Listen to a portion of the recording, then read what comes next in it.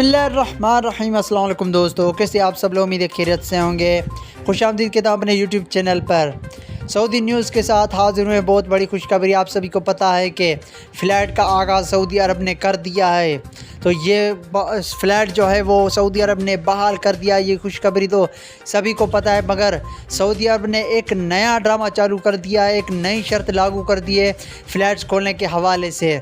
तो कौन से लोग मुसाफिर जो है वो सऊदी अरब जा सकेंगे और कौन से नहीं जा सकेंगे, वो आपको इस वीडियो में बताएंगे। और जो जा सकते हैं उनके लिए तो फ़्लाइट खुल गई हैं, और अगर जो नहीं जा सकते उनके लिए कब फ़्लाइट खुलेगी, उनके लिए क्या बयान है, वो इस वीडियो में आपको कंप्लीट मालूमात और डिटेल आपको इसी वीडियो में मिल जाएगी।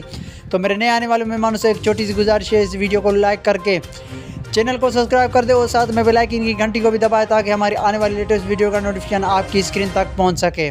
तो सऊदी अरब ने फ़्लाइट्स का आगाज़ तो कर दिया है, मगर एक बहुत बड़ी शर्त रख दी है मुसाफिरों के लिए।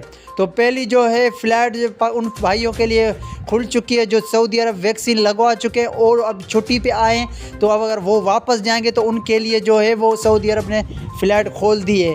बाकी जो पाकिस्तान में पहले से छुट्टी लेकर बैठे हुए हैं पाकिस्तानी, उनके लिए अभी तक कोई फ़ैसला नहीं आया, और उनके लिए जो फ़्लाइट है वो जल्द खोल दी जाएगी सऊदी अरब की जानिब से।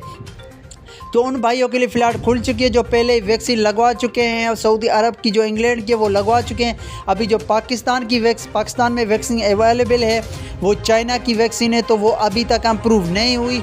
और सऊदी हेल्थ मिनिस्ट्री का कहना है कि हमारी जो टीम है वो अभी भी चाइना में है और वो अप्रूव कर रही है चाइना की वैक्सीन। उसके बाद ही कोई अगर नतीजा आएगा तो उसके बाद ही सऊदी फ़्लाइट जो है वो पाकिस्तान के लिए बहाल करेगा। तो यही कुछ अपडेट थी, मुझे इजाज़त दीजिए, मैं मिलूँगा आपको एक नई वीडियो में। तब तक के लिए खुदा हाफिज़।